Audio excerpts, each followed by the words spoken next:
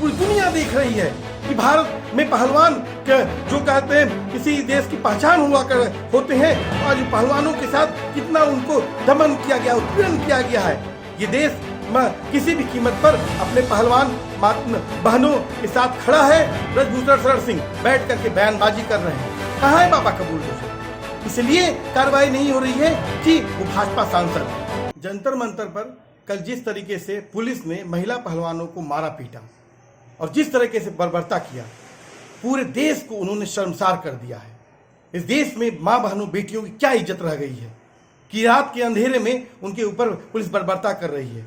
और वो बेटियां जिन्होंने देश में, दुनिया में मान सम्मान गौरव बढ़ाया, मेडल दिलाया, आज उन बेटियां अपने यौन शोषण के जो आरोपी है ब्रजभूषण शरण सिंह, उनके खिलाफ कार्रवाई के लिए धरने पर बैठी हैं, लेकिन उनके ऊपर आप कोई कार्रवाई नहीं कर रहे हैं।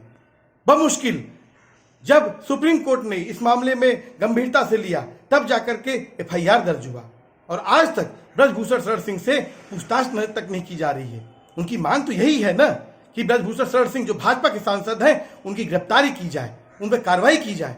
क्या उनकी मांग कहीं से नाजायज है?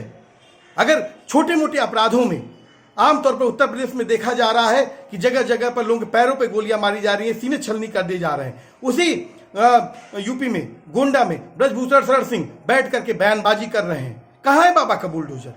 इसलिए कार्रवाई नहीं हो रही है कि वो भाजपा सांसद है।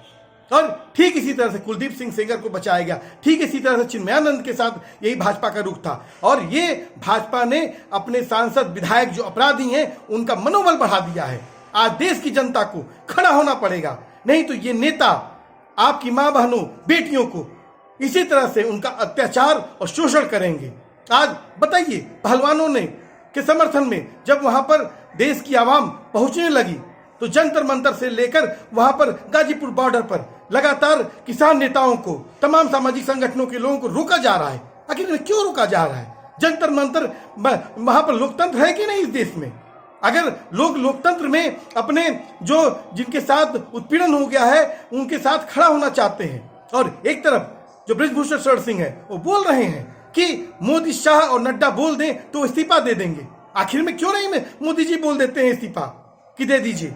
आखिर में जब वही बेटियां मेडल लेके आई थी तो आप उनसे मुलाकात किए और आप चंद, आपके जहां रहते हैं वहां चंद मिनट की दूरी पर ये बेटियां बैठ करके रो रही हैं। लगातार वो अपने जो शोषण उत्पीड़न हो रहा है उसको किस तरीके से मीडिया के कैमरों के सामने बोल बोल करके वो परेशान हो जा रही है, रो रही हैं। पूरी दुनिया देख रही है कि भारत में पहलवान जो कहते हैं किसी देश की पहचान हुआ कर होते हैं, आज पहलवानों के साथ कितना उनको दमन किया गया, उत्पीड़न किया गया है।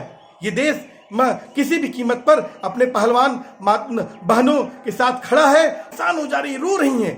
पूरी दुनिया देख रही है कि भारत में पहलवान जो कहते हैं किसी देश की पहचान हुआ कर होते हैं, आज पहलवानों के साथ कितना उनको दमन किया गया, उत्पीड़न किया गया है। ये देश किसी भी कीमत पर अपने पहलवान बहनों के साथ खड़ा है और उनके उत्पीड़न को कतई बर्दाश्त नहीं करेगा। और ये सवाल अब सिर्फ और सिर्फ हमारी पहलवान बेटियों बहनों का सवाल सिर्फ नहीं रह गया है, ये सवाल अब देश का सवाल बन गया है कि इस देश में जो बेटी बचाओ बेटी पढ़ाओ सिर्फ इश्तिहार पर रहेगा।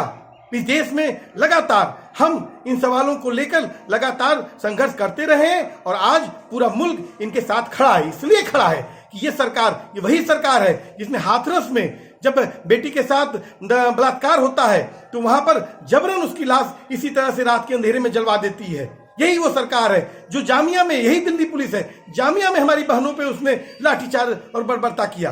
तो मैं साफ कहना चाहूंगा कि आज पूरा देश यहाँ पर माँ बहनों बेटियों के साथ खड़ा है और हम इसकी इंसाफ की लड़ाई हर कीमत पर, हर स्तर पर लड़ेंगे। और इस सवाल को लेकर हम कहना चाहते हैं सरकार से कि अगर थोड़ी भी शर्म बची है तो ब्रजभूषण शरण सिंह को तत्काल उनको गिरफ्तार किया जाए, उन पर ठोस कार्रवाई की जाए, जिससे आने वाले समय में कोई वो विधायक, सांसद इतनी हिम्मत न कर पाए कि हमारी बहन बेटियों, माताओं पर गंदी निगाहें डाल पाए, उनका यौन शोषण कर पाए।